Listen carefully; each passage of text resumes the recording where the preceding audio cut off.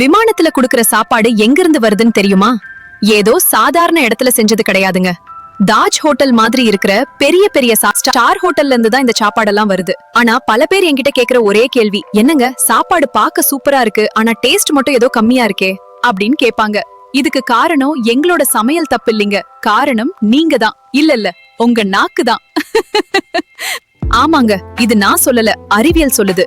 நம்ம பூமி மட்டத்தில இருந்து ஆயிரக்கணக்கான அடி உயரத்துல பறக்கும்போது அங்க இருக்கிற காற்றழுத்தம் மற்றும் வறண்ட காற்றால நம்ம நாக்குல இருக்கிற சுவை மொட்டுகள் கிட்டத்தட்ட 30% வேலை செய்யறத நிறுத்திடுமா.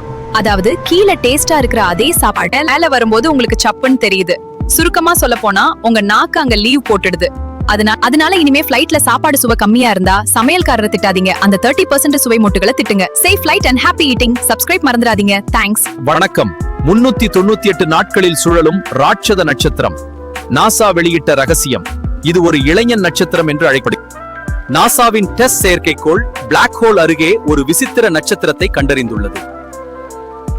இதான் பூமி நிலநடுக்கம் போல இந்த நட்சத்திரத்தில் ஏற்படும் ஸ்டார் குவேக்ஸ் அதன் வயதை காட்டி கொடுத்து விட்டது. இதனுடைய வேதியியல் பழசு, ஆனா இதோட இதயம் புதுசு. ஏன் இந்த குழப்பம்?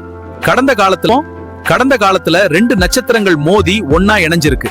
அந்த மோதலோட வேகத்துல தான் இது இப்போ பிளாக் ஹோலை சுத்தி வருது. இந்த நட்சத்திரம் காயா BH2 எனப்படும் பிளாக் ஹோல் அமைப்பின் ஒரு பகுதியாகும். அமைதியான அல்லது செயலற்ற நிலையில் இருக்கும் பிளாக் ஹோல்கள் எப்படி உருவாகின்றன, நட்சத்திரத்தின் மர்மமான வரலாற்றை வெளிச்சத்திற்கு கொண்டு வந்துள்ளன என்பதை புரிந்து கொள்ள ஒரு அரிய வாய்ப்பை வழங்கியுள்ளது. அறிவியல் அதிசயங்கள் மற்றும் பல சுவாரஸ்யமான தகவல்களை உடனுக்குடன் பெற இப்போதே சப்ஸ்கிரைப் செய்யுங்கள். வணக்கம்.